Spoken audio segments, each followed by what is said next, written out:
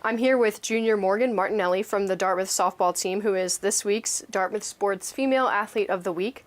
Over the weekend, Morgan helped lead her team to 2 big wins over Columbia, who was in first place at the time. Congrats on being Athlete of the Week, and also to you and the team for the wins over Columbia. Thank you. You're welcome.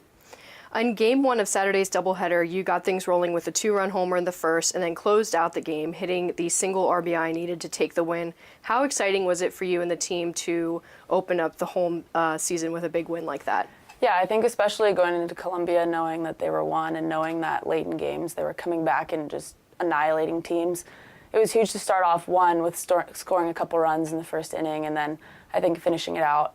This season, coach has been huge on execution and just like getting the job done for the girl next to you. And so I think that was big for us coming out with that win.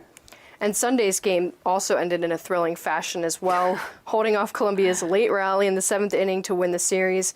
What did you guys talk about as a team heading into the 7th inning, knowing that they can come back and tie it up or take the win? Yeah, I think we were ready for anything and everything, knowing they were probably going to get a couple hits. Our pitchers have been great so far this season, and we've been relying on them a lot, but giving them a little leeway of, hey, we know we're probably going to get a hit or two.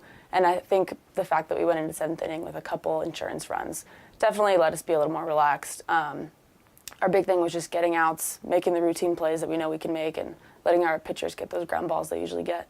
It seemed like it was just a lot of confidence and staying together. There wasn't really any miscommunication between you guys in the 7th inning, just kind of being resilient and tough through those outs. Yeah, we definitely tried to slow things down when Columbia got a few hits, so we brought everyone in, just said, getting out. That's all we really need to do. We have 3 extra runs, and we got a little closer than we wanted to, but got things done when we needed to get it done. Yeah, it was definitely a thrilling 3-game season or series. And this season has started better than last year overall, already at 10 wins. So one more win will tie the total wins from last year.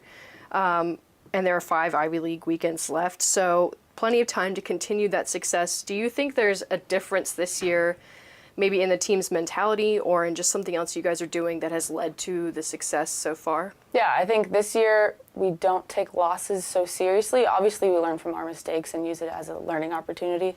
But when we lose, we don't see it as the end of season. We see it as, okay, next game, we just got to bring it. Like, we got to pick it up for next game. And I think the adjustments that this team has made, and in my 3 years here, this is the quickest adjusting team that I've been a part of. So I think we're in a really good place to keep going. Right, just being able to say, okay, that happened, and on to the next. And on to the next you guys go, heading to Princeton this weekend.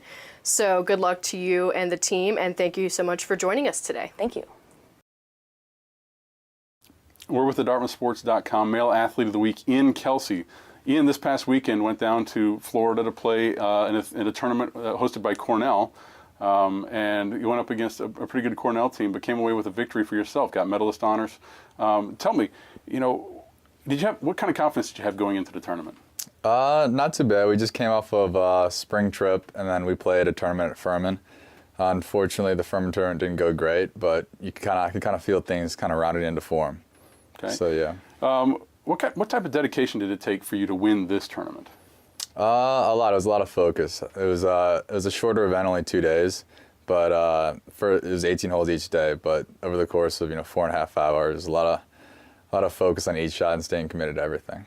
You had I think 3 birdies on each day, and late you had a bogey-free round. You had a couple bogeys late, but didn't seem to hurt you, and you came back the next day and were able to do the same thing. Yeah. I played really consistent. My ball striking was great. I drove it really well, put myself in a position to make a lot of birdies, and I just kind of 2-putted for par for most of the way, and a couple of them fell. I got a couple under, and then kind of limped in, but it was a good week.